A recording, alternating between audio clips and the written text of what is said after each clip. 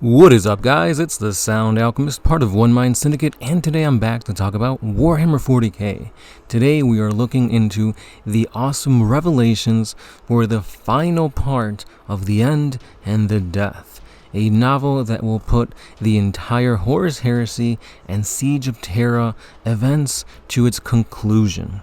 Now, I've been waiting for this for a long time, because for the most part, most people assumed that this final book would be just one singular book. But last year, we learned that there will be a part 2, and now a few days ago, we learned that part 2 is not the end. Actually, it is part 3. So in the first part of this book, we get some pretty crazy revelations. Now, if you guys don't want spoilers, I would pretty much just ignore this whole video because I'm going to be talking spoilers and theories, but here we go. So in part 1 of the book, we learn what the Terminus Decree is. For the longest time, the Terminus Decree was basically the end-all, be-all, final, this galaxy is fucked, the Imperium is fucked, there's no way to come out of it on top, so they push the button, and this button would probably mean the end of all humanity. Here we find out what that actually is, and it is none other than the end of all Space Marines. So it's basically a virus of sorts that targets the gene seed, and it will literally Thanos snap any and all Space Marines, both Chaos and Loyalists alike. So if Chaos is literally at the gates, they're about to kill the Emperor, then when they push this, anybody that has been touched by the gene seed, whether they're Nurgle, Khorne, Tzeentch, Slaanesh following Space Marines, they will dissolve to nothingness. Now this is a huge detriment, but at the same time I think the Emperor always had this in mind, because of course when you look into it, the Thunder Warriors were just a tool to allow the Unification Wars to happen. After that, the Space Marines would be just a tool to basically go out into the Great Crusade and unify humanity. But of course, the Horus Heresy happened before the end of it, so I think the Emperor always intended for this to happen. Another big revelation in The End and the Death is that of the Custodes being able to be corrupted. Somewhat. I'll get more into this in a video, but basically when the Emperor teleported himself, his Custodes, Sanguinius, Dorn, etc. onto Horus's flagship, Chaos had some shenanigans going on there, and they basically managed to separate them. Dorn going into a desert-like pocket dimension, Sanguinius getting pushed out very differently alone in a section of the space station, and then of course the Emperor and his Custodes were put in the claws of it all.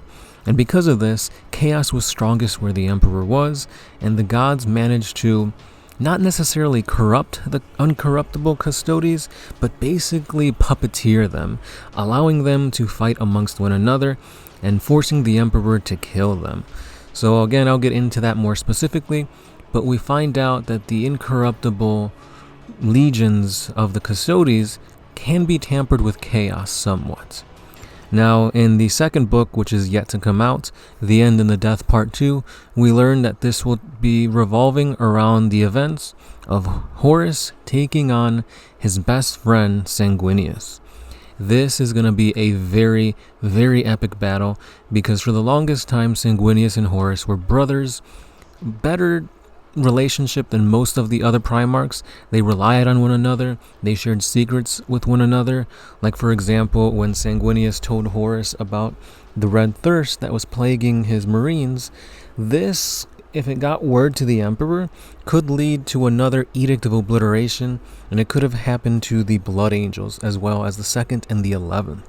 So Horus had a lot of love, respect, and honor for Sanguinius and vice versa. And here we see Sanguinius, which I believe is the best fighter on the Loyalist side. I mean, he took on a Titan, a whole war band of Chaos Space Marines. He took on Angron, the Demon Ka Banda, back to back, all in a matter of hours, and still came out on top on each and every one of those fights. On top of that, he has prognostication, so he can kind of foretell events that are to happen. So he's going into this fight knowing that he's going to die, but it is a sacrifice that needs to be put so that the Emperor can come out on top and finally put an end to the Horus Heresy. However, we've seen this play out in old lore, and we know that Horus is the reason why the Emperor is able to win, because Horus puts a wound, or Sanguinius puts a wound on Horus, and that is where the Emperor finds the weakness and is able to smite Horus down. However, how this plays out, we do not know just yet. What other shenanigans will Chaos play here? We don't know.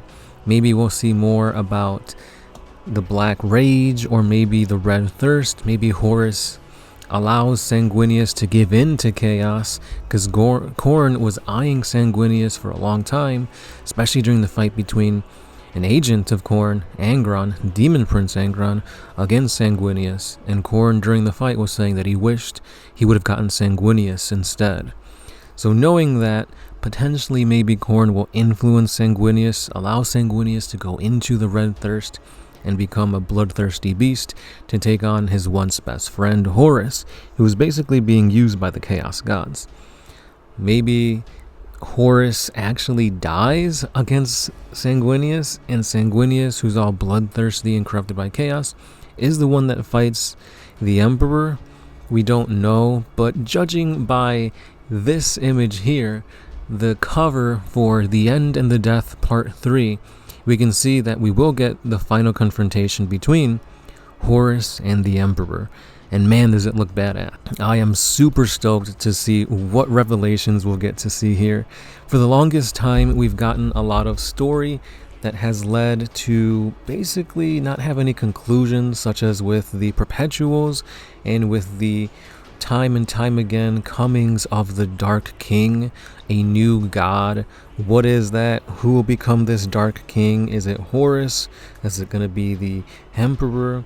We don't know, because obviously in the new lore we don't really have any instances or any passages talking about the Dark King. So who, what, why, where will that storyline go? What will happen here? Will the Emperor do something crazy and unknown? Like I feel like the authors here are going to give us a little bit of a troll where we think we know the outcome. We know that Horus will give the Emperor a wound that he cannot heal. Perhaps the Emperor takes out Horus pretty easily, but then the Chaos Gods make themselves manifest in real space or something. Something crazy is going to happen. I know that for a fact. So I can't wait to read this and find out the epicness that is the conclusion of the Siege of Terra and the Horus Heresy here. Because after this we get into another period known as the Scouring, which is basically the Imperium scrambling to figure out what they can do after their leader is interred upon the Golden Throne. Malcador also perishes. There is a Imperium Secundus that is created in the wake of the end of this awesome siege. So my thoughts are going all over the place. My hype level is at an 11. I just can't wait. So let me know your theories down below. What do you think will happen between Horus versus the Emperor? I mean, it sucks because we do have to wait probably about another year, but at least The End of the Death Part 2 will be coming to us shortly. And yeah, that's all I got for today, guys. Let me know your thoughts, your theories below. And as always, I'll be seeing you in the next one. This has been the Sound Alchemist, part of One Mind Syndicate, and I'll catch you then. Peace. Always